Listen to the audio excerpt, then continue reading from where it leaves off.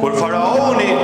kish vënë pra ditën e festës si ditën e përballjes, bëri gabimin më të madh. Nga dëshira e tij që ta nxirrte Musën alayhis salam dështak para të gjithë popullit dhe të jepte një mësim të gjithë popullit i se ky do të ishte fundi i kujtdo që guxon që të lëkundi themelet e zullumit dhe të padrejtisë dhe pushtetit tiran,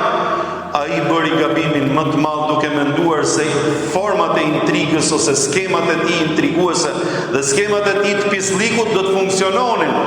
Duke qenë se kish mundur njerëz drejt, kish mundur mbase fakte drejta, dhe mendoj se këtë radhë po mund edhe Zotin e gjithësisë, Zotin e drejtës, pa e kuptuar se me kë po përballej, ose duke menduar se gjithmonë siç kish shpëtu me zullumet e veta, me hilet e veta, me pisliqet e veta, kish menduar se edhe këtë radhë do t'i funksionojë hilja dhe pisliku. I sigurt pra në skemat e tij djallëzore, tek intriga dhe tek zullumi dhe tek hilja, e kishte bindjen 100% se do ta nxirrte Musën alayhis salam dështak përpara popullit, përpara të gjithë njerëzve që ishin prezent. Imagjino kur njerëzit kishin dëgjuar për sfidën e madhe,